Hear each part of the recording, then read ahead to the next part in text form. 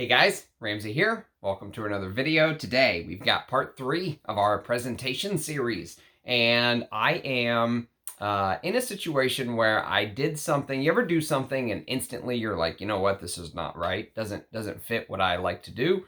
I did that with these boxes. So I went up in the attic and I pulled down a bunch of boxes, and it was a good idea. Some people recommended, hey, you should show us the boxes sometime. It might help us in hunting vintages, and it was a good idea, I admit. And so I went down there and I kind of looked through the attic and I pulled down the vintage boxes that I thought were kind of cool. The ones that you don't see as often, the discontinued ones or the reformulated ones, the older versions. And I've done 2 videos so far, one on my birthday, one on Easter. Now it's the day after Easter, and we're going to do part 3. And the reason I'm not really rushing through this, but I'm pushing to really get it done, because I'm going to take, once I do each one of these and I show you the presentation, the bottles are going back here in the cabinet and the boxes are going back up in the attic. I just can't have them kind of off to the side where I have to open the doors to get to it, and too much of a hassle, too much of a beating. So this is going to be a pretty long video, most likely, because we have a lot of stuff to cover. And I just want to show you guys some of the vintage presentations of some discontinued fragrances. I think it'll be a fun video. I've got a lot of good feedback on this topic, but usually I'm prepared with notes and all this kind of stuff. We're winging it today. So the first one actually showed up earlier today on my video on Fabergé Cellini, which I just did an early impression on. There are literally 0 YouTube fragrance videos on that fragrance. Unbelievable that I'll be the first video dedicated to Cellini, or at least titled that way. I didn't look deep enough into YouTube to see if maybe there were some other videos that talked about it, but it wasn't in the title. But I didn't see any videos dedicated to it. That was a 1980 release, and I talked about this fragrance in that particular video. And this is called ÄBÄNE by Balmain. ÄBÄNE de Balmain, a discontinued vintage masculine kind of grail fragrance that the vintage guys go crazy for, and rightly so. It kind of sits in the middle of Tuscany per Uomo and something like Azzaro per Homme. Interestingly enough, it has the spearmint minty bit that I talked a little bit about in my video from Cellini by Fabergé. So this is one of those, you're going to have to do some digging. This took me years and years to find, and actually if it wasn't for a well-known member of Fragcom, I would not even have this bottle. So you have to make connections, you have to make friends, otherwise you'll never find these hard-to-find fragrances, at least unless you're just willing to go to eBay and drop 500 bucks on a bottle, which I'm not. But if you are, everything's open to you. You can go spend 500, 600, 700 bucks on each one of these. Your bank account will be broke in no time, unless you're just completely loaded. But the only way to get them for a decent deal is to really make friends and acquaintances. Okay, next on the list is going to be a patchouli fragrance, and I got this on eBay, but I only paid 40 bucks, and it came all the way from Australia. And this is Les Nereides, and this particular one is called Patchouli Antique. And Patchouli Antique used to come, and you can see right here kind of the, look how they do it. They just kind of put a sticker on the box with the fragrance. The boxes are all the same. And if you look on the side, you can see kind of the shorter ingredient list. Alcohol and parfum and agua and water. And that's it. And so I don't know what the new version of this is like, but this is awesome. This is one of the best patchoulis in my collection. No one talks about it. Shout out to Jonathan for recommending this probably a year ago. It's so good. It's such a great patchouli. Oh, I need to wear that soon. Okay, I'll mess with putting these bottles and stuff back away after we're done with this fine video. Okay, next on the list is going to be a rarely talked about fragrance because it's seen as a cheapie. Not only is it seen as a cheapie, but I mean it's literally seen as a. Did I bring my water up here? Oh God, this is going to be a long video. It's seen. I did. It's hiding. It's seen as a. It's seen as a cheap fragrance because it sells for cheap money on the internet. which there are fragrances that are cheap in cost. And then there are fragrances that kind of smell cheap. This does not smell cheap to me, at least not the vintage version. This is called Homme de Café. And Homme de Café is, and you can see right here kind of the short ingredient list on these older bottles. SD alcohol, 39C fragrance, and that's it. Parfums Café Paris. This is the oldest fragrance that was made by Alberto Morillas in my collection. This dates all the way back to the late 70s. It's a very spicy brew. Extremely spicy. It smells like, how does this smell? It smells spicy with this clove, raspberry, like almost, you know, clove-like smell, basically. It is well worth the 20 bucks I paid for this or whatever, double what a bottle sells for at discounters. This is like a $10 fragrance, but I think Anouge at Enchanté Perfumes still has some of these vintage bottles with the short ingredient list. So if you're interested, hit him up. Clove leaf is what it is, with raspberry and musky. It's like a musky 70s masculine. Very good spicy fragrance. If you like spicy fragrances, put that on the list.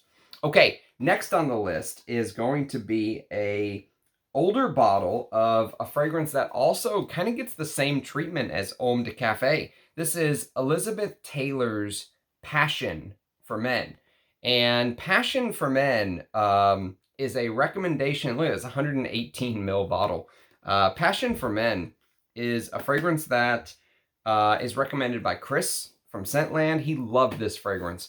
And many of my vintage fragrances when I first started out were really based on his recommendations. And very rarely did he let me astray. You know, lately he's been going after some flankers and cheaper things. You know, he likes some fragrances that, you know, most people maybe wouldn't talk about. But when it comes to vintage, his nose is absolutely spot on. And so Passion for Men, let me just show you the back ingredient list so you can kind of see. And Parfums International is the distributor of this particular bottle that I have. I don't really know what the real new versions of this are like, but if you look around, I bet you could find a vintage bottle like I did for very cheap. And look at this. Let me show you the atomizer. The atomizer on this actually looks very similar to the atomizer on this Homme de Café bottle. Look at this. Look at that cheap old school atomizer. You can kind of find them on both of those fragrances. So even though they're cheap in cost, they're not cheap in smell. And that's one of the things, if you're building a vintage collection, you can go buy these kind of fragrances. You can work this into the rotation. This fits beautifully, Passion for Men. It's so relaxing. Oh, but it has this depth to it. I don't have the note listings on all of these in front of me like I usually do. This is 1989, lavender, nutmeg, vanilla, patchouli. Definitely patchouli. It has that earthy oriental vibe to it. You know, but some sort of freshness in the opening too. That lavender and neroli, you know, gives it a good amount of freshness. Okay, now one fragrance that we talked about recently on the channel because I unboxed it recently. Whenever I went to Houston a few weeks ago, I visited a shop called Perfume Planet. And Perfume Planet had this. This is Smalto by Francesco Smalto. Cool little box, almost like a jeans texture. And you can see kind of the ingredient list on the back. And this is discontinued. ÄBÄNE is discontinued. And the patchouli I don't know about, but Homme de Café and Passion for Men you can still buy. But this one's discontinued.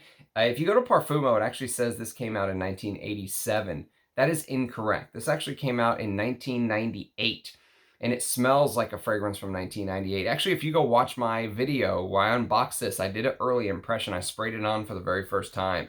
And I came back and said, man, this does not smell like a fragrance from 87. Sure enough, I was right. It's a 98 release. Makes a lot more sense. It has this Tonka that's very interesting in this release, I'll tell you that. So, Francesco Smalto, very nice.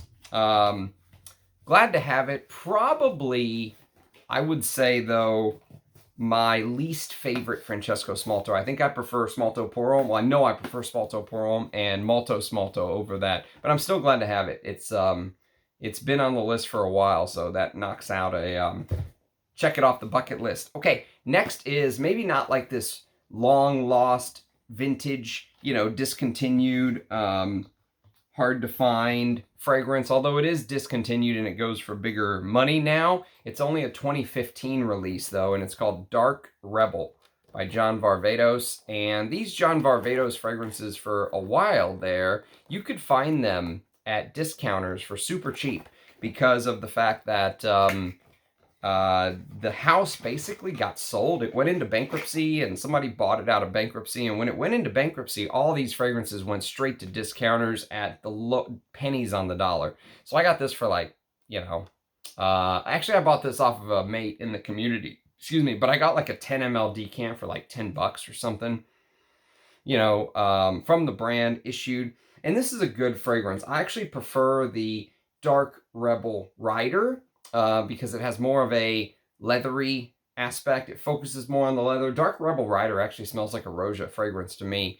But Dark Rebel has this liqueur-like rum, spicy. There's still a little bit of black leather and tobacco, and there's a little bit of castoreum and vanilla, and it's a great designer scent.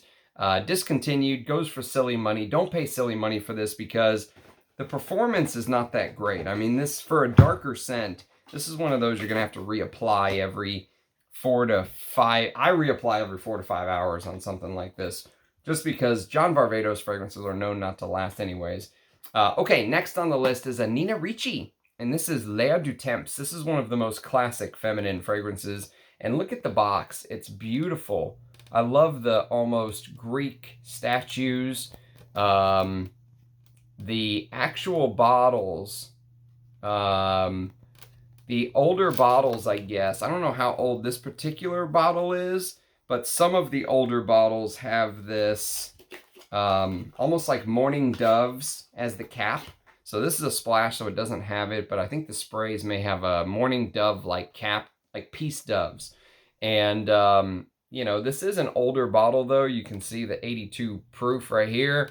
EDT from Nina Ricci, and it's very traditional feminine, but I'll tell you what, the woods, the flowers in here, gorgeous. It's one of those museum scents for me. It's a reference. I like to have it so I can kind of spray it at night and remind myself, but I usually don't wear it. Another one here that I don't wear too often as my scent of the day, although I absolutely could. It's a fragrance from the house of Jean Patou, and this is called Eau de Joy. Now, Eau de Joy is almost like the cologne version of Joy, if you will. So, Eau de Joy, I want to say Joy came out in the 1930s, 1934, give or take. And I think Eau de Joy came out a decade or two later. Don't quote me on that, but I think that is correct. I think it came out in 1953. And it is tuberose, ylang ylang, citrus fruits, peach aldehydes, green notes, jasmine, lily of the valley, rose, orchid, orris roots, civet, musk, and sandalwood. If I was going to wear one as my scent of the day between these two, L'air du Temps or Eau de Joy, it would be Eau de Joy. This is really stunning, and I think Jean Carlio was already the in-house perfumer of Jean Patou at the time, but this is beautiful, top-notch perfumery. I mean, this is almost like a class in perfume. You can see the short ingredient list right here, and it is, I mean, whenever I wear this, it's almost like jaw-droppingly beautiful. The animalic civet, in the base is, I mean, one of the greatest aldehydic florals, I guess you could call it, of all time. Okay, next is one that I wore recently, within the last couple weeks, actually. I wore it on my Houston trip. I had to give a big presentation, and this was the fragrance I decided to go with. It is called Patou pour Homme Privé. Look at that box. Beautiful. Short ingredient list. You can see here, SD alcohol 39C, demineralized water and fragrance. And this is the flanker to the all-time classic fragrance Patou pour Homme, which came out in 1980, I believe. Sorry, it's been a long day. This came out in 1994. I love this cap because you twist it and it clicks, and then you have to twist it again to take it off. And what's cool about that, one of the best sandalwoods, one of the best lavender sandalwoods ever of all time, is you twist it originally and you see it clicks, but it's actually not closed. You have to twist it one more time, then it clicks. And now you know it's shut, and it's, you know, you can trust this cap, and that's what I like about it. So yes, just fantastic stuff. I've got the 60 mil. Shout out to Mike B for giving me a very fair price on this. And this box is going up in the attic, and we're going to keep the bottle around.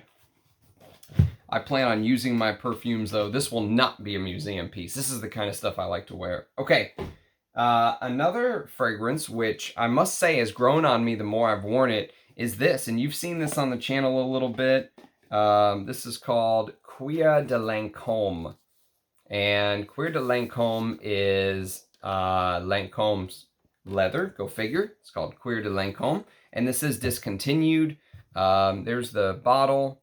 And this is basically a floral leather. It's extremely floral.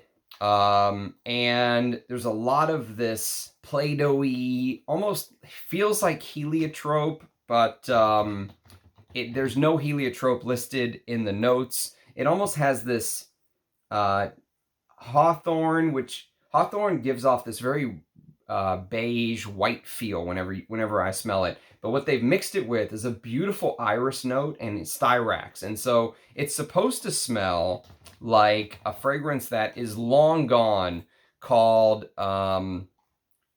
Caron's Tabac Blonde.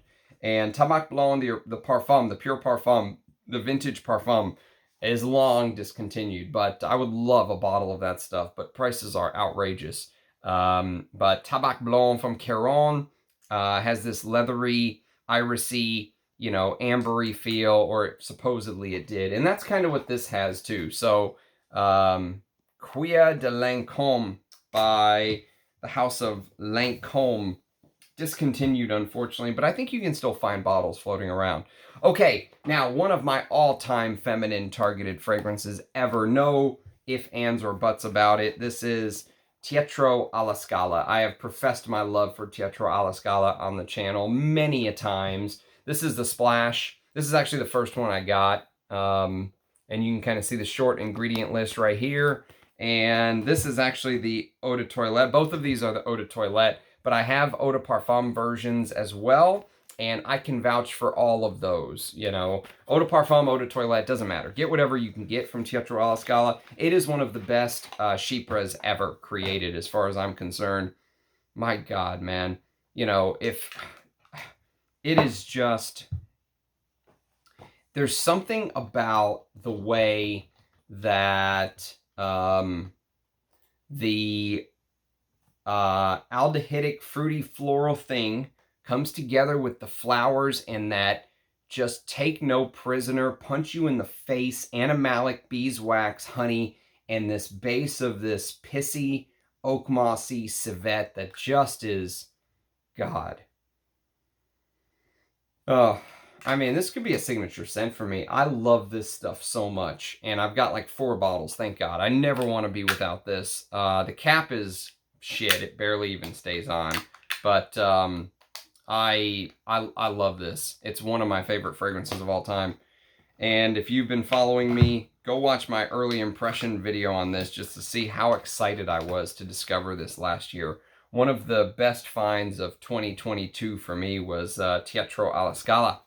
Okay, now here's a fragrance that I still don't really understand. Not fully, I still need to wear it more and grasp it a little more, but this is the 90s version of Balestra pour Homme. There's an 80s version as well, and that 80s version I'm hunting. I can't find it yet, But Balestra pour Homme is a fragrance that when I smell this 90s version, okay, I get, or 79 is when it originally came out. I'm sorry, that's the one I'm hunting.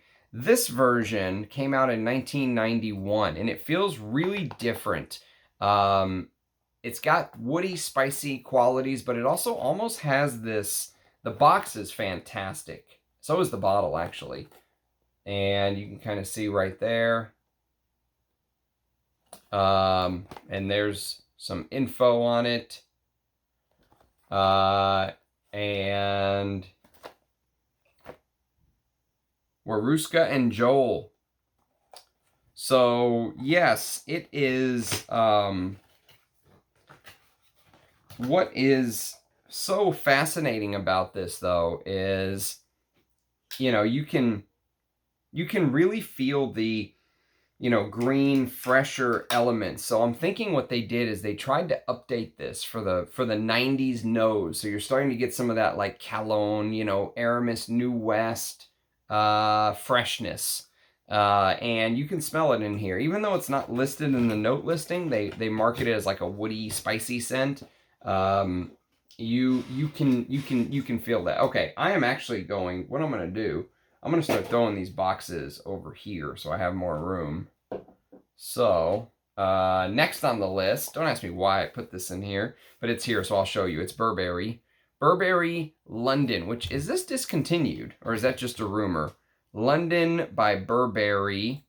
London for Men, 2006. No, it's still available for purchase. Okay, well, this is still one of my favorite Burberry. I think it is my favorite Burberry. I love this stuff. I think it's fantastic.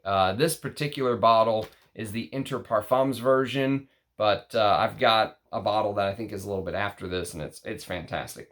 It's this peppery lavender, cinnamon leaf with port wine, leather, and this tobacco-y, you know, like a Papanax thing, woody and resinous, tobacco-y, port wine. It's just a beautiful, cool weather holiday scent, but I love Burberry's London for Men. Okay, you go over there, box. Now, this is a discontinued fragrance from the house of Robert Graham called Fortitude. Awesome box. It actually is imprinted. Everything is, you can kind of see kind of the detail of the box that they did. And this is not an old fragrance, but they put out 3 fragrances, and all 3 instantly got discontinued. One stood for knowledge, one stood for wisdom, and one stood for truth. And I forget which one this one is, but this one's called Fortitude.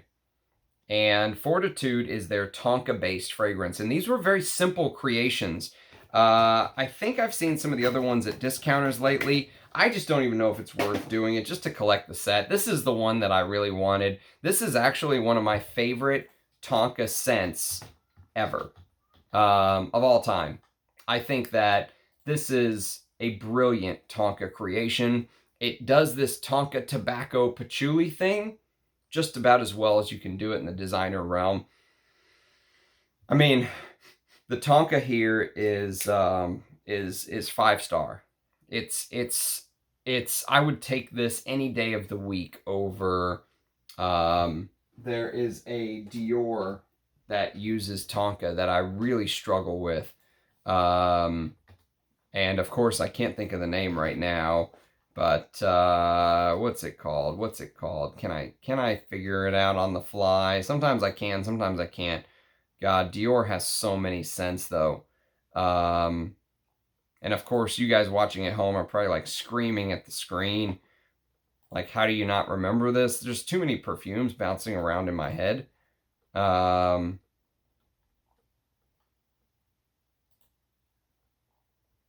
I'm already looking for it. I feel like I can't stop now. I'm committed. I am committed now. Fève Delicious. So I would take this over Fève Delicious any day. This came out a year after Fève Delicious. Yeah, this is, and it's a little spicy. The Tonka's a little spicy, but God, so good. Almost mouth-watering Tonka. Okay, next on the discontinued list, the final fragrance of the great, late Edmund Rudnitska, who just, you know, his fingerprints are all over the fragrance industry. He was the teacher of the great Pierre Bourdon and Jean-Claude Elena, two of the greatest perfumers of their generation, right? And you know, he was their master. He taught them. They were the pupils. And he put out this in 1990. This is called Ocean Rain. Cool little box by Mario Valentino. And this house is kind of like a mall house. This is not the Valentino that you're thinking of. It's not like Valentino Pour Homme or the very Valentino. No, this is a completely different house. And here's the bottle. Look at the color of the juice for an aquatic fragrance. This smells like the oceans when life was forming is what I kind of think of. It has this hydrogen peroxide like bubbly facet to them, you know, almost like this you know, almost like this bubbly life force about the ocean. So imagine all of the crazy stuff that goes on in the ocean, right? The death, the animals that die in the ocean. They don't just leave the ocean, right? They live in the ocean and they die in the ocean. Their bodies decay in the ocean. Life started in the oceans. And so with Mario Valentino, Ocean Rain, there is sort of this, you know, almost life creation force. A very strange fragrance to describe and wear. But if you're a fan of Edmund Rudnitska's work, you'll see his DNA here. It's challenging, but it's one of my favorite aquatics because of that. If you just don't want a boring aquatic and you love Edmund Rudnitska and, you know, his work, and you want a piece of perfume history, Ocean Rain. Don't overlook this one. Speaking of great aquatics of the past, this is Voyageur by Jean Patou. This has real Mysore sandalwood in it, interestingly enough. And these can be had for $40 online. No shit. I think I even saw one just last week for $40, which is what I paid for this 50 ml. The 100 mils are a little bit more. The ones with the full presentation that had this boat, there was this boat like, almost like this boat-like holder that this sat in. And it looked like this right here. And you see that red part on the top of the ship. The bottle would kind of sit in it, and the ship was like the holder of the bottle. So it could sit on your bathroom counter or something. I don't know. Cool kind of idea. But this was a fragrance that Jean Carlio never wanted to make. Jean Patou had to kind of force him to make this fragrance, and he was on his way out. So what he basically did is he created the first 10-15 minutes that smell like this cologne aquatic thing, and then instantly it shifts. And it just goes into this traditional fine French perfumery. So you get woods, and you get a little bit of patchouli, and you get that beautiful, stunning Mysore sandalwood that you get here. People will pay $1,000 for this, but they won't pay $40 for this. It makes no sense. But I would highly encourage you, if you're looking for a summer scent and you're tired of the same old, if you see this for $40 and you like vintage perfumes, grab it. This is a great summer scent. I would much rather wear this than the crap they're pumping out nowadays. So, yes, and there's kind of the short ingredient list right there. Awesome stuff. Copyright 1994. Good times. All right, now a discontinued Parfum d'Empire. This is Musk Tonkin. This is an insane fragrance. It has Hyrax, it's got tuberose, and of course it has musk, and probably one of the best musk fragrances that you can buy from the main, you know, perfume houses, let's say. If you're going to buy a musk fragrance and you're going to buy it from Dior or Chanel or Serge Lutens or something like that, this is probably one of the best ones. This and Musk Kublai Khan kind of get the two spotlights. They're both kind of very animalic musks. And this uses muscanone. There's frankincense and myrrh and sandalwood and all this beautiful stuff in here. But, you know, when you compare it to a fragrance that uses real deer musk, okay? So if you compare it to a Riche La Dorée or a Bortnikov that uses real musk, even this can't compete. As good as this is, it just can't compete. When you smell the real thing, it is it is almost like an out-of-body experience, almost like you leave your body and you're watching yourself smell one of the most beautiful substances. Real musk is so unbelievably beautiful. And it just can't be recreated no matter how good the synthetic musks become. I just don't think that it'll ever be recreated. But this gets damn close. Okay, a new addition to the collection. If you watched my unboxing from that Perfume Planet, you saw this. This is called Oscar for Men. This is a little 40 mil that I got for, I think I paid 40 bucks for this, or 35 bucks or something. For $1 a mil, I'll take it. That's a good deal. The box is kind of cool. It's got this texture to it. And I really like this. This was like a spicy, kind of fresh, beautiful summer scent. It's discontinued. It came out at the end of the 90s, I believe. Oscar for Men. Yeah, end of the 90s. And if you're looking for kind of a different summer scent, but you don't want it to be aquatic like that Voyageur I was talking about earlier, check this one out, because bottles are still floating around. And you can see the one I got has a short ingredient list. I don't know how long it was, you know, created, whether it was long enough for them to issue bottles with the longer ingredient list or not, but it's kind of citrusy, spicy, peppery. There was nutmeg and violet leaf, so it's like peppery ozonic. And the ozonic violet leaf is what adds to this, I don't know, summery feel. Whereas Fahrenheit goes very dark with their violet leaf, you know, that gasoline. You don't get this gasoline opening here. You get more of this citrusy, fresh, you know, citrusy, fresh, peppery opening. Beautiful summer perfume, I think. And I'm going to really enjoy wearing this year. Oscar for Men from 1999. Okay, next on the list, one of the greatest lavender fragrances in my collection, hands down. Like being in a lavender, field while a thunderstorm is rolling in. This is 1984. This is the original version of Version Originale. Go figure. The original version of Version Originale by Jean-Marc Sinan. This is one of those 80s fragrances. It's kind of like a wink and a nod, right? It's like if you know, you know. And Version Originale came out in 1984.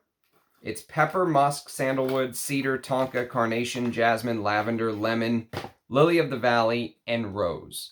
And what an absolute beauty this is. I almost didn't get this, and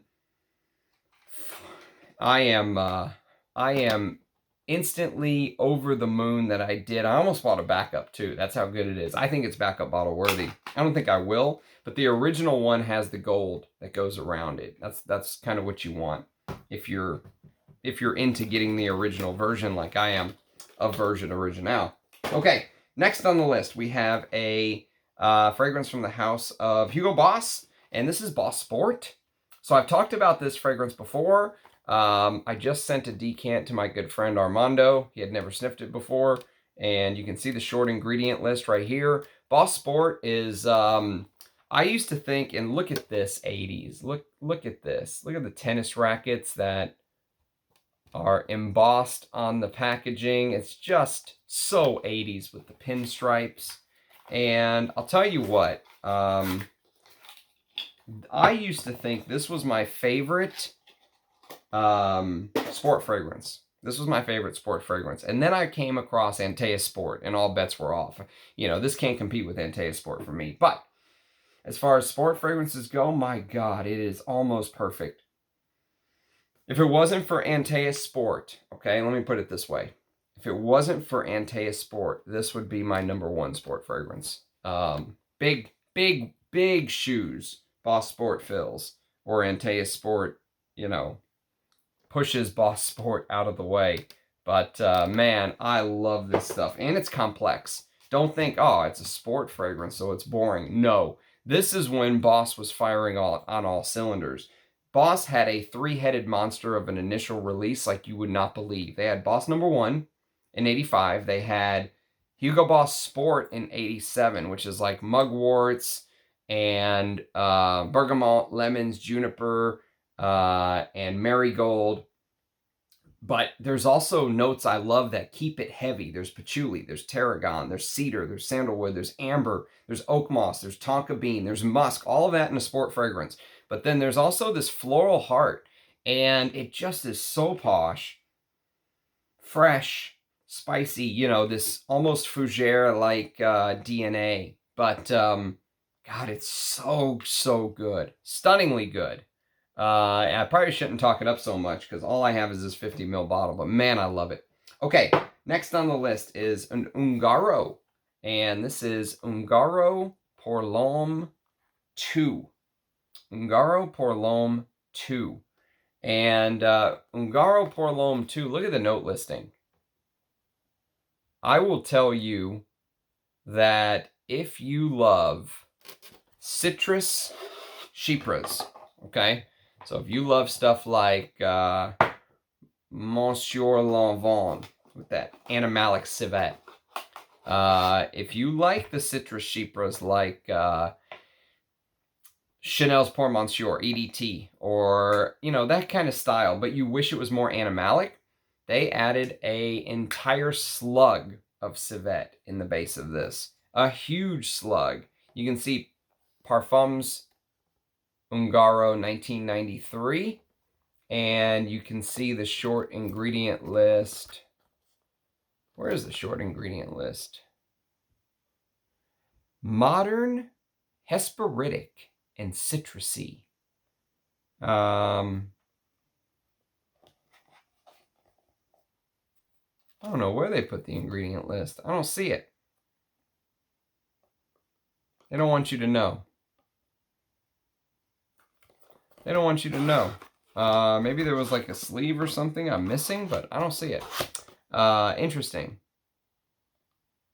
Very interesting. Either way, this is, if you can find these older bottles, that's a copyright 1993 Ungaro. This is discontinued, I think, altogether.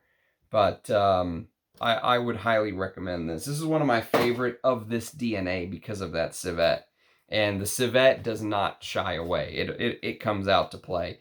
Ungaro pour l'Homme number 3 is next on the list. This is also, I think, a slightly older bottle. I don't think it's brand new. You can see kind of the shorter ingredient list right here. But this came out in Ungaro pour l'Homme 3 came out in 1993. The new bottle is almost like a, what did they do to it? They put Ungaro at the top, pour l'Homme underneath, and then 3. They took EDT off of the front, I think. So again, this is an older version. I don't know what the newest version is like, but I can tell you that this is a great fragrance. It's not as good as 1 or 2. I think it's the weakest of the 3, but even that being said, it's the only one that survived, actually. And it has this vodka note. If you're looking for a fragrance with vodka, this is the one. There's very few vodka fragrances that I can mention. This, maybe Halston Catalyst, for example. But what makes this is, remember, this is a Jacques Polge and a Francois Demachy. Chanel allowed their perfumers to almost be rented out to Ungaro to make their fragrances. And so this is this unbelievably, like, when you smell this, you're like, this is an Ungaro? It's so posh, and the rose in here, you know how the rose in Antaeus almost just like makes this appearance in the fragrance. The fragrance comes, then the rose comes along and just makes almost like it just walks down the red carpet and enters the fragrance. That rose, nothing else smells like Antaeus in here, but the way that the rose presents itself in this will remind you of the way Francois Demachy and Jacques Polge played with rose in previous releases. It is, I'm very glad to have it. I don't think I'll ever be selling this bottle. So, thank you, Anuj, by the way. He's the one that found me the older box with the shorter ingredient list. Stuff you have to look for when you're a vintage collector. Okay, next on the list is Bogart's Signature. And again, you can see kind of the shorter ingredient list. This is from 1975, and this is what the original bottles look like. How cool is this? Again, I think Anouge from Enchanté Perfumes found me this.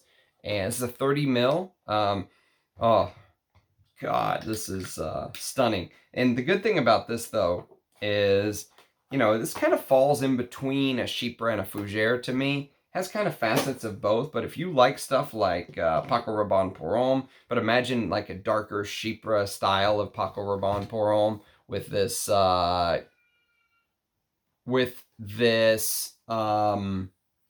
Russian leather note that it just works. It's beautiful. All right, now here's a newer bottle that's discontinued. This is Hommage à l'Homme Voyageur by Lalique. Now, this is discontinued, even though it's newer. It just came out probably within the last, I would say, 10 or 12 years. And Lalique Voyageur, 2014, actually. Not even a decade old, 9 years old. And discontinued, it's a Michel Almerac. It's got this cardamom, patchouli, papyrus, vetiver, ambery, mossy, vanilla thing. If you like the way Private Label by Javoy does that kind of smoky papyrus note, this is like the designer version of it. Well worth, you know, tracking down if you're a vintage connoisseur, especially if you can get it under $100. I don't know if I'd pay over 100, but it is really good. And I think Michel Almerac is one of the greatest perfumers of all time. So, yes, I don't think there's different runs of this or anything like that. I just think just get it if you can get it. Okay, next on the list, I've shown this before. This is Devon by Aramis. And Aramis Devon. This came from Anouge. This is a older bottle presentation. Not the super oldest, but older than the newest one that's put out there. And this is absolutely stunning. You know, if you smelled Descendres by... which I think I actually might have right here. I decanted some of this for Armando, but if you have, if you love Devon, I would urge you to try Descendres by Les Abstraits. I think probably going to end up being the best release of 2023. In my opinion, this came out right as the calendar turned to 2023. I think La Douleur Exquise is probably the best release of 2022. And, you know, for vintage fragrance lovers, modern perfume, I don't think you can do much better than the house of Les Abstraits. There's very few houses making perfume like that nowadays at those prices. The only downside is they only make 100 ml bottles, no 50 mils. But, you know, maybe you could split it with a friend or something. But Aramis Devon, if you like that green galbanum chypre, you know, galbanum and green fragrances were like kind of the star of the 1970s. And you get a lot of it in Devon, and it's a little bit smoky. No one made chypres like Bernard Chant. I mean, he is like unique in his use of aldehydes, and his chypre use is just fantastic. Okay, Halston Z14, which sounds like, oh, I can get that anywhere. This is the older, short ingredient list. So lots of reformulation. This is copyright Halston Fragrances. And I love this stuff. I mean, I think it's totally underrated. You know, you think about the impact that this had. This, basically, Tom Ford wanted to be Halston. And, I mean, look at the packaging on this. You can see how old this box is. In the 70s, Halston was what Tom Ford ended up turning into for our generation. Everyone wore Halston. Everyone wanted to wear Halston. They sold a ton of bottles, apparently.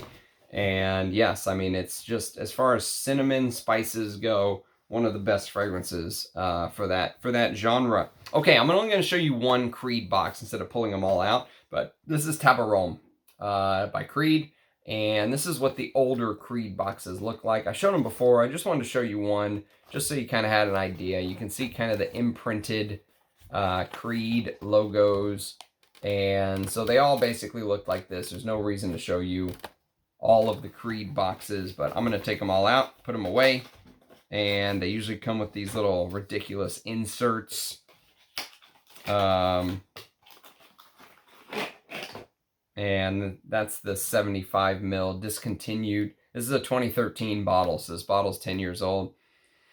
Still smells fresh. Still smells fresh as it was just made, which is important because not all creeds do. Some creeds tend to turn faster than other fragrances I've noticed.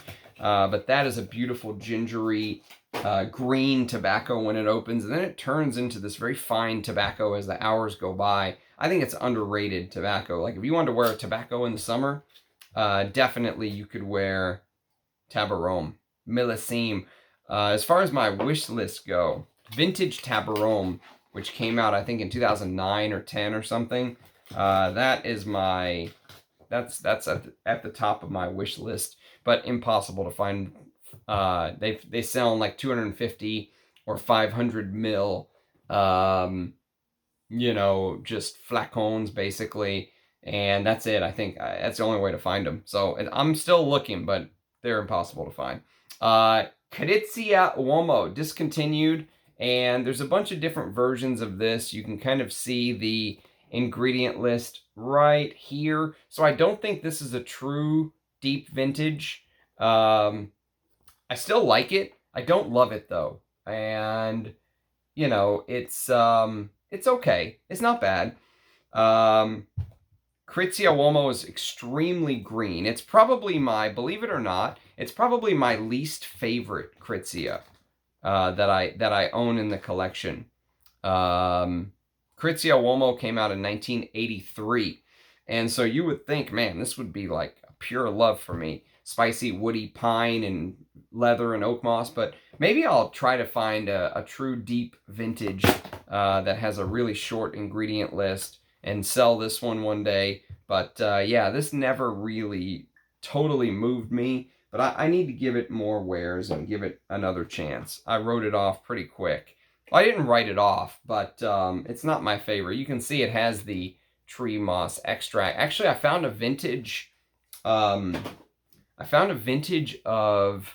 a fragrance called One Man Show, which I did not like the modern. I got the vintage and I absolutely loved it. So maybe a true deep vintage of Krizia Uomo will completely change my mind. Very green, lots of notes like Artemisia and, you know, pine and oak moss and patchouli and stuff like that. Okay, next on the list is Paul Sebastian Fine Cologne. And if you find an older box, you'll see that it has the short ingredient list right here.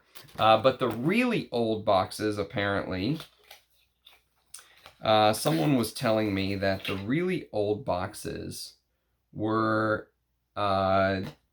listed as, I forgot what they said. They said it was something different. I'll have to see if I remember, but you can see mine says copyright 1993. So I'm not sure what the ones from the 80s were like, but this is a lot of fragrance. A lot of ylang ylang in here. I think. A lot of musk, too. A lot of musk and a lot of ylang ylang. Again, I like it. I don't love it. I'd put it in the same category as kind of, as far as my feelings for it towards it go, for something like Krizia Uomo. It's a like, not a love. They don't smell anything alike, but just as like a, you know, bunch it together into that category. Okay, next is Richard James Savile Row, and I don't know if I've shown this one. I think I have. This is a masculine tuberose fragrance, believe it or not. And Richard James was like a tailor. And so this is a fragrance that's supposed to be worn when you're kind of dressed to the nines. It's almost, you could consider this like a niche fragrance nowadays. Richard James Savile Row. You know, if you're up for like a masculine tuberose fragrance, check this one out. Okay, one of my newer additions, and I have not given this a full wear yet, so I'm not really sure what the fragrance is like, but this is a purchase based on my good friend Jonathan 1970, and it's Pomellato Uomo, Eau de Toilette, and you can see well, it is the good one, but the short ingredient list. I got this from Keith, Manly Sense. Thanks, Keith. And this is the bottle. How about that? And it is a splash, but yeah, it smells like something that will be right up my alley. So I'll have to give this some wears and report back. No one talks about Pomellato Uomo. Shout out to Jonathan for for finding it at a good deal. You know, that's the thing about vintage. There's always stuff like this floating around.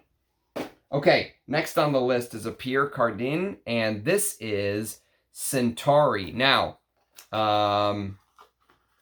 this one, is it Centauri or Centaur? I can't remember. We'll go, I think it's Centaur. But I don't remember which one this is. I've got to look it up. Hang on one moment. Pierre Cardin, Centaur. Which one are you? You are the black one. Diamant Noir. Citrus fruits, green notes, oak moss, and woods. All of these are fantastic. Every single one from this line. Oh, I am just stoked to have the whole line. I was able to find the entire line, which was not easy to do. But this is the one that I bought separately first, and that kind of kick-started the obsession. So, you are going back into the attic. Now, this one I wore to bed last night, and this is almost like Abasin Futuros, but there's some differences. It's Marbert Homme. They came out kind of in a similar time. Look how green and textured this is. This is actually a really good color comparison. So if you look at the Futuros box, you'll notice it's almost like a teal. And this one's like a light green, but yeah, it was like spicy and green. And there was multiple versions of Marbert Homme. They re-released it in kind of the bottle that they put the Gentleman in as well, kind of that stock bottle. This one came out in 1988. This is what the vintage bottle looked like. And lots of like galbanum and spices, but somehow the way that they mixed it with lime and other citruses at the top and woods and vetiver, it gives it this very distinctive light green smelling color. Maybe the box is playing tricks on me, but yeah, I really enjoyed wearing it to bed last night. Okay, next on the list is a Lancetti, and this is Lancetti Uomo, and this is a gem. If you love vintage fragrances from the 80s and you like the kind of stuff that I like, put this one on the list. I have a video on Lancetti Uomo, and the only reason I was able to do a video on it is thanks to Duncan's kindness. He sent me a decant, and I did a video on it, and the search began, and it took me, I think, like a year to find this, and I got very, very lucky. These are extremely hard to find. Oh, it is so, so good. This is the kind of stuff that I want to wear. You know, if I ever pare down my collection, this is the kind of stuff that I want to keep and focus on wearing, these type of fragrances. Lancetti Uomo is out of this world. Look at the quality of the box, too. It looks like it just sat in some warehouse. No one touched it for years and years. Look at that. Beautiful. I'm going to turn the light on because it is getting darker. Okay. So, Lancetti Uomo. Yes, you're going to stay out. You're going to stay out with your friends. You don't have to live at home. Ah, there is a blurb. I love that they used to do this back in the day. Let's see what it says. Fresh initial aroma based on a pleasant citrus lavender, galbanum, aromatic, clary, artemisia, white thyme, nutmeg, absinthe combination, mint, citrate, accentuate the freshness and diffusion of the initial aroma. The body is slightly flowery with a jasmine mossy tang, genuine tree moss. The foundation aroma is animalized with a leather nuance and a touch of amber, gray amber, and labdanum, boise, sandalwood, cedarwood, and patchouli. Beautiful. So yes, there is ambergris in there. Good stuff. Good stuff, Lancetti. Okay, now one that I have not spent very much time with, but I hope to very soon, and it is Cacharel Nemo. And this is discontinued. I think Anuj has bottles of this. So this is a discontinued gem. I think it's probably the best from the house of Cacharel, actually. I like this better than Cacharel Port L'Homme, believe it or not. But then again, I only have a modern bottle of Port L'Homme, so maybe I need a true vintage to get what it was when it first came out. But Nemo right now is my favorite Cacharel. Very glad to have it, and it's kind of spicy and interesting fragrance. Don't go overspend. Don't spend huge money on it. But if you get it for a good deal, I think Anuj still has these for a pretty good deal. I would go for it. I'm actually running out of room. Look at my look at what's going up in the attic. Look at this.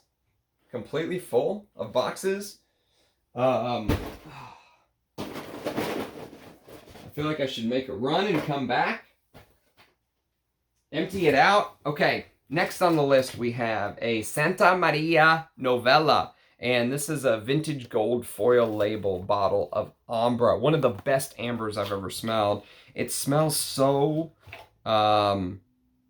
it's beautiful. It has this, it smells like there's real ambergris in here too, which there probably is. What an amber. One of the best ambers. Just like Peau d'Espagne, I think, is one of the best leathers I've ever smelled. This is one of the best ambers. And this brand is completely underrated. I would love to try more from Santa Maria Novella. Okay, speaking of underrated, this is a vintage paisley bottle of Etro's Goma, one of my favorite leathers of all time. Special shout out to Armando who sent me this. And I love this stuff, man. It is... I am over the moon to have it.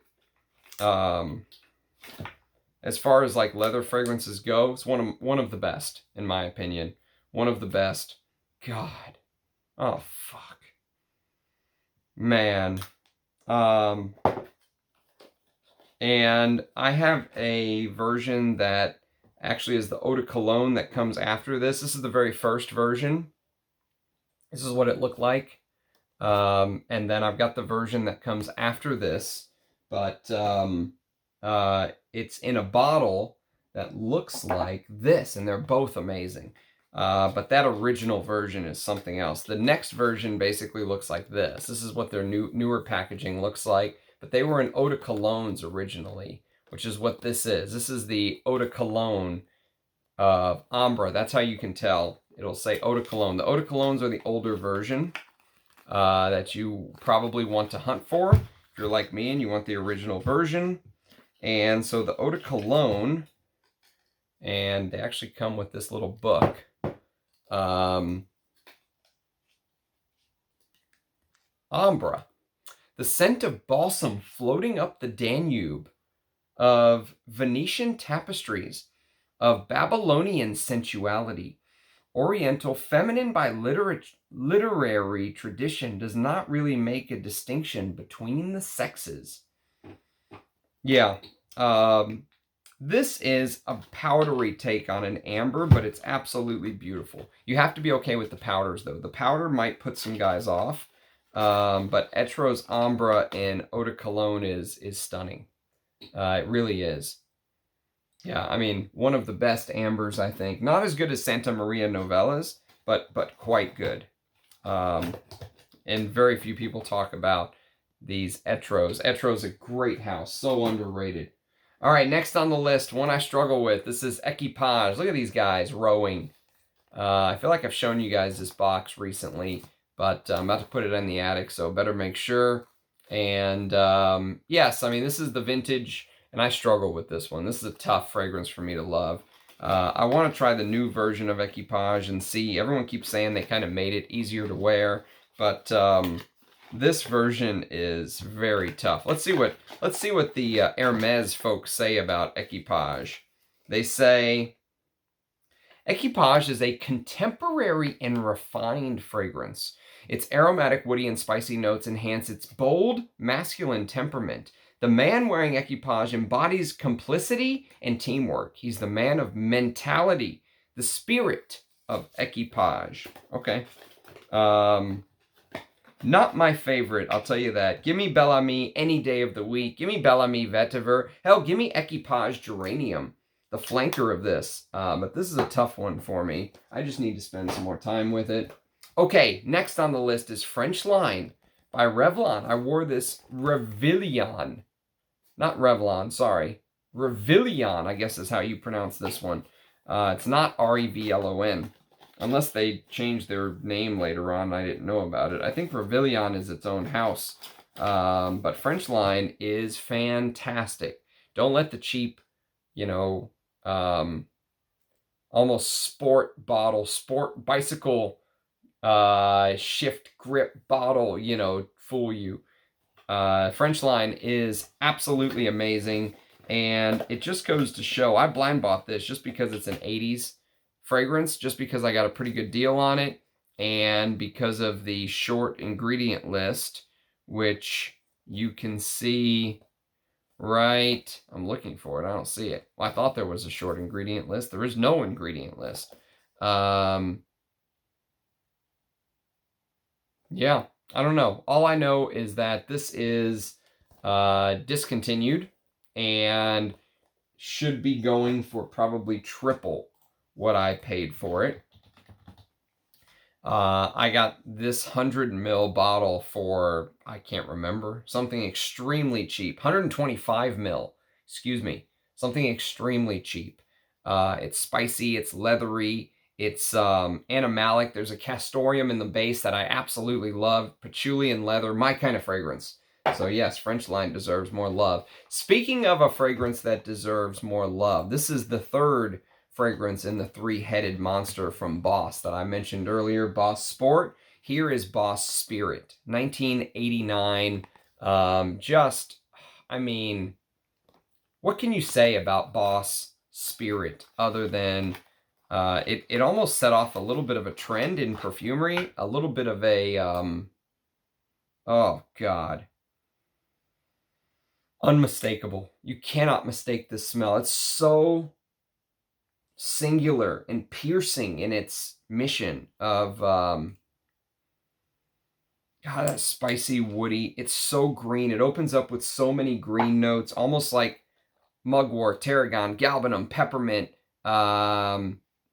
you know, and it almost has this marijuana-like feel to it, this cannabis-like feel. It feels so green when you first spray, and then the lavender and geranium just kind of act as like a bridge to link that ultra green top with that in-your-face leathery patchouli, you know, just monster base. It's fantastic, and I mean, when Boss put this out, the first 3 fragrances they put out, I mean, when I discovered these 3, I was like, Boss is the greatest house ever to exist. All 3 of their fragrances, Boss Sport, Hugo Boss No. 1, and Boss Spirit are for me. And then they just went downhill. I think Boss Bottled is the worst thing that ever happened to them, because they just did Boss Bottled flankers forever. Okay, next on the list is Prada, and this is a discontinued Prada Amber Pour Homme. Rich Mitch has been raving about this fragrance. I don't think I've ever seen him so compelled to talk and wear one fragrance lately. This is the Made in Spain version, which is what you want. Apparently the new L'Oreal Made in France versions is not worth going for. So, and apparently this is discontinued. This is my bottle. This is my 50 ml. Anouge has bottles of this, so shout out to Anouge at Enchanté, and it is very nice. Probably one of the best soapy fragrances ever created, and so office friendly. I'm running out of room. Okay, next one is a big box too. Salvador Dali, the Pour Homme, the original by Thierry Vasser, and you can tell. Look, if you take a look, you'll see some of the. Where's all the ingredient lists on you boxes? There you are. So you can tell by the short ingredient list as always, but you can also tell because the vintage has this gold, almost this, you know, gold border around the painting. The newer versions don't have the gold border, so that's one way to tell. But, I mean, just classy. I love Salvador Dali. This and Salvador by Salvador Dali are my 2 favorite from the house. And, I mean, look at this. It is just stunning, just amazing. Oh, oh, it's so good. One of my favorite Thierry Vasser creations. I think one of the best Thierry Vasser creations. Maybe the best Thierry Vasser creation. Let's put it that way. I'm running out of room. Okay, next on the list is Taboo by Dana. This is the Eau de Cologne. And again, you can kind of see, if you look, where is it? There's no ingredient list on this one either. I was going to say, if you look through here, you might be able to kind of see. But you can't. Ah, here it is. Nope, never mind. I was going to say it's on the, when you open it up, but it's not. Either way, you can kind of tell this is one of the older bottles. And Dana Perfume Corp. So Dana Perfume Corp became New Dana. And that's, I think you want to stay away from New Dana if memory serves. Oh, it's so good, though. I love these DNAs. Stuff like this and Shalimar and, I mean, Opium, and just, I would lump them all together as some of the greatest Orientals ever created. Dana's Eau de Cologne. All right, you're going up in the attic for sure. Okay, next on the list, we've got a Dior. And this is Dior's Dune for women. Completely and totally underrated. 33 Ave Hooch. That's the newer one, newer address. I think the original was 30, not 33. Either way, this is fantastic stuff. I love this. And this is done by one of the masters, Jean-Louis Suizac. God, so good. Such a great mixture of woods and florals. And when I wear it, you know, I get a little bit of this incensey vibe too. I have no clue where it comes from. But there is just a little bit of this incense-like vibe. So yes, Dior's Dune for women. I would highly recommend it. Okay, next on the list we have a fragrance from the house of Lancome, and this is Balafray. This is the vintage. This is the one that you want. I would just skip the new one if you can't get the vintage. So this is the one that you want to hunt for, and this is what the box looks like. Just don't pay $500 for this or something. It's not worth it. You know, if you get a good deal like I did, go for it. Otherwise, I would just probably pass on it.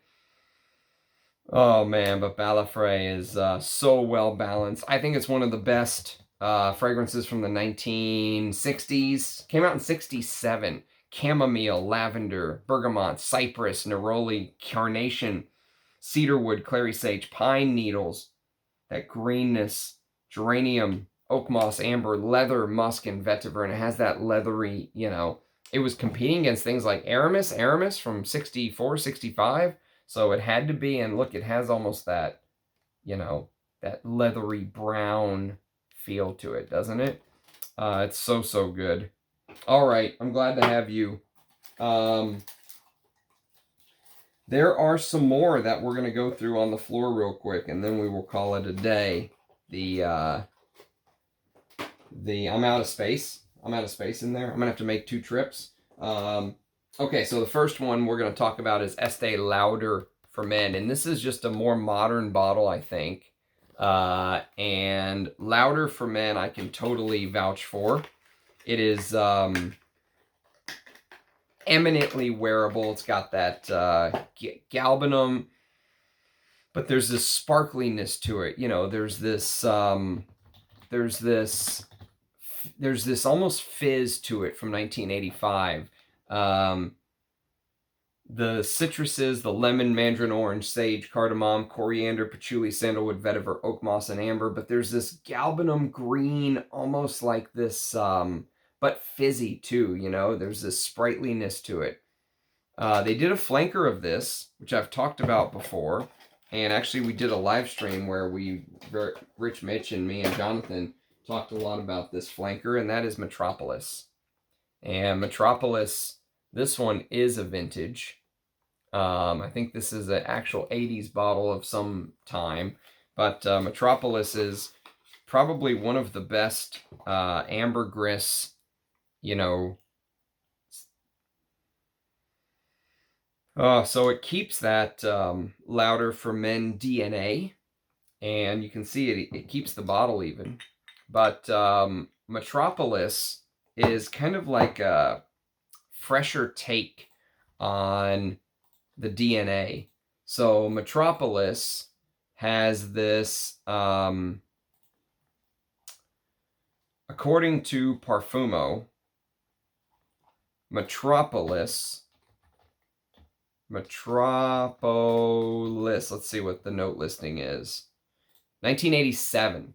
Lavender, fresh notes, peppermint, clary sage, geranium, carnation, amber, patchouli, vetiver, leather, and musk. And so that freshness, I don't know how they did it, but they managed to be able to recreate, whether it's real or not, they managed to recreate this ambergris-like accord in there. It's stunning.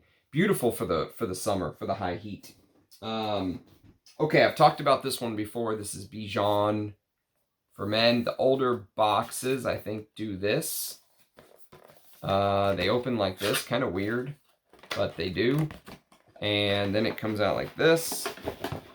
And there she is. So this is one of the older, I think Anuj has bottles of this still floating around, if memory serves. But yes, I did a comparison video on my channel between this and the modern stuff. So you can go check that out if you're interested. This is Bijan Fragrances Inc. This is before 5-star fragrances. Very, very good. One of my favorite 80s. Definitely a must-sniff if you're an 80s lover. Trussardi Action. There's the box. This is one I don't know if I've ever shown on the channel. You can see the 85 proof, the short ingredient list. This is a beautiful green, deep green fragrance. Let's see what Trussardi has to say about it. Oh, it's a certificate of authenticity.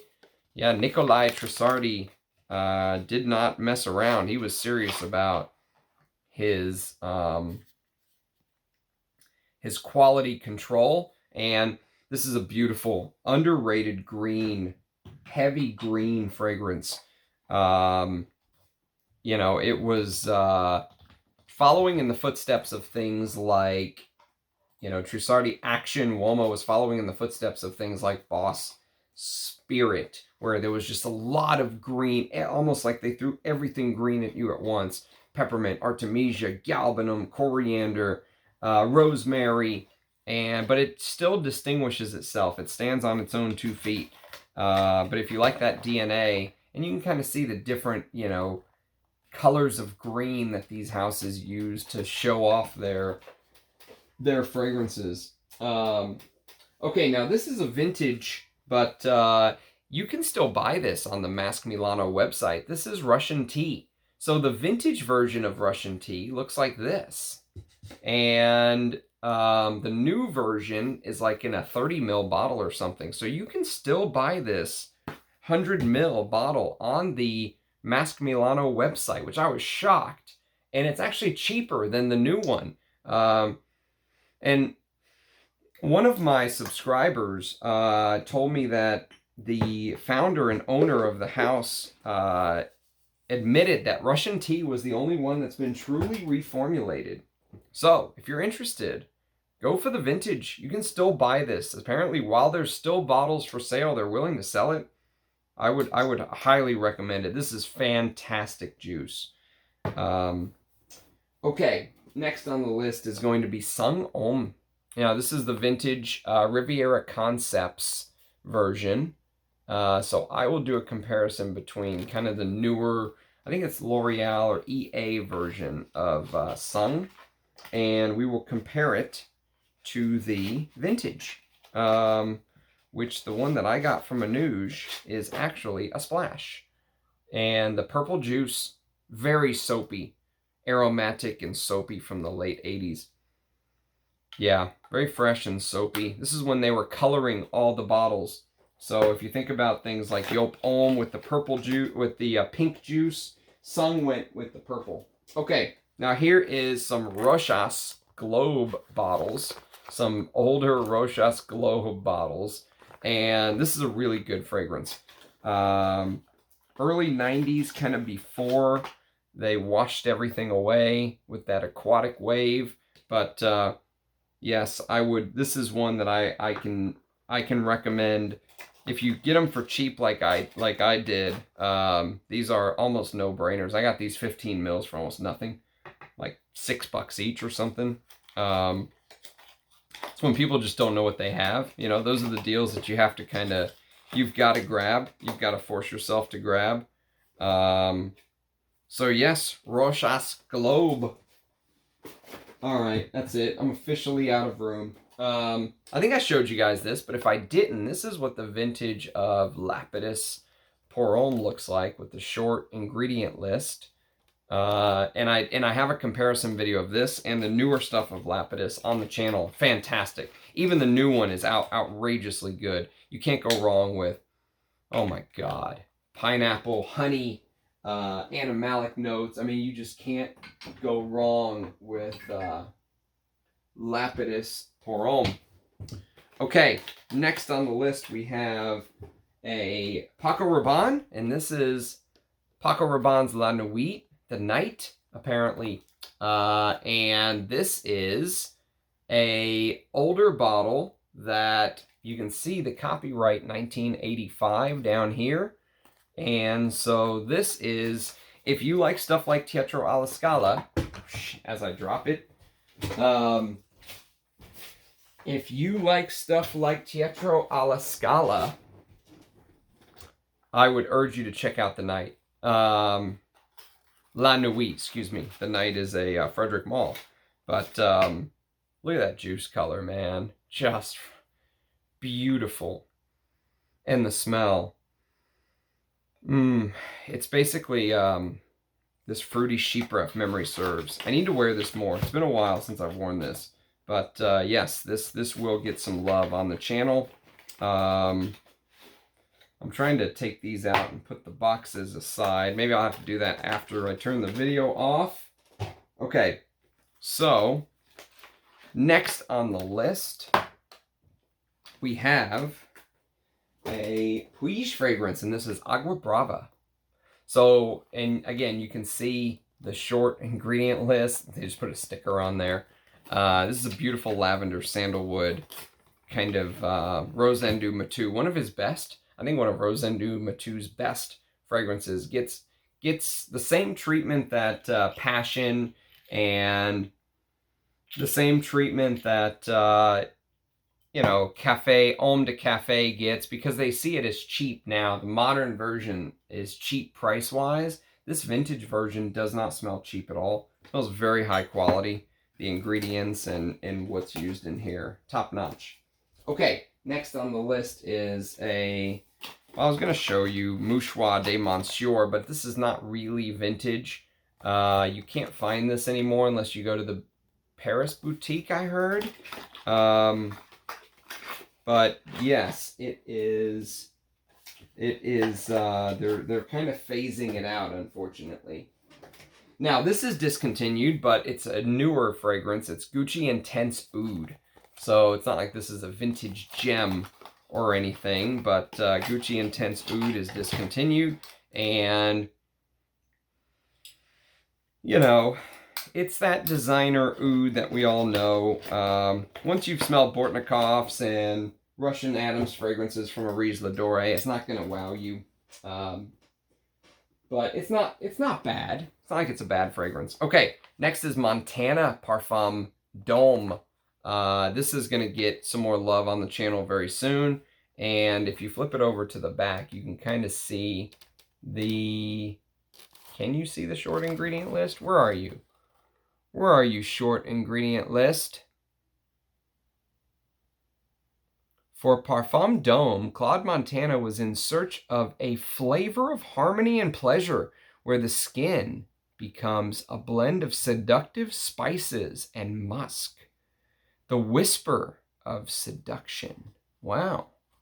There it is on the side. So that's what you want to look for. And this is a little 30 mil. I think this actually came from Anuja's warehouse, but I didn't buy it off of Anuj. I bought this one off of Styx. So shout out to you, Styx. Okay, Shalimar and Chamad. You've seen these bottles before on the channel. These are kind of the, I don't want to say weird, but I think they're a little strange because this is supposed to stop it from spraying, but it really doesn't do a thing. They didn't design these very well. But the sprayer on these is outrageous. Outrageously huge sprayers. So yes, Chamad and Shalimar. Okay, next on the list we've got Enrico Coveri pour Homme, discontinued. I have the newer version, so it doesn't have the ultra short ingredient list, but I would say get what you can get. This is a great fragrance. It's that green, you know, aromatic fougere from the 80s. Very classy. If you like these type of fragrances, Gucci Nobile, you know, you'll like this. This is very classy stuff. I'm curious as to what the true deep vintage with the really short ingredient list looks like, but I'm very glad to have this one because I got it for a pretty good price. Okay, next on the list is Too Masculine, I think is how this is pronounced. Maybe Masculine too, but it's a Bourgeois and it's discontinued. And this is what the bottle looks like. So a very, very big cheapie, you know, or at least it was. I don't know what it goes for now, but Moudessir found me this one. And so Bourgeois, Masculine 2. Very interesting stuff. Okay, next on the list, I think one of the most underrated 80s fragrances, Charles Jourdan Un Homme. Unbelievable, this stuff. Absolutely, positively unbelievable. That's what the box looks like. I don't think I've ever shown you guys this box. Look, there's actually a sticker that kind of seals the box. And you pull it out. And this particular, you pop it up to twist it. How cool is that? I think it's a great little contraption. And it's a fantastic fragrance. Amazing. Francois Caron created this. You could put this in the same ballpark as Patou pour Homme. It's got that style and DNA about it. And I just, you know, if you find this for under $100, buy. Absolute buy. Steal of a buy from the 80s. Okay, next is Ho Hang Club by Balenciaga. And you can see the short ingredient list right there. Beautiful packaging. Beautiful bottle. I forget which one are you. You are the Splash. Yes, you are. You're the Splash. I also have a spray somewhere. You are the Splash. And beautiful, dark, seductive red rose in this as well. Absolutely full bottle worthy.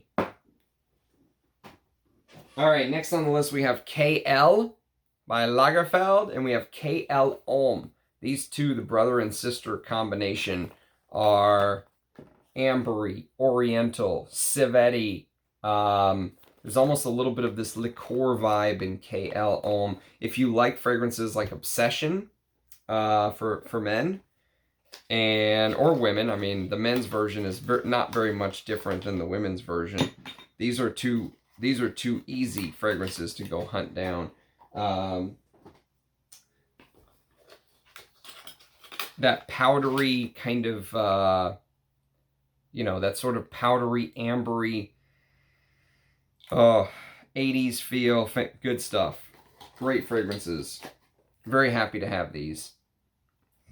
Okay, a couple more and we'll be done. Next on the list is Val de Nuit. Extrait. I want the propeller bottle one day. It's on the list. But this is what the presentation looks like. And how about that?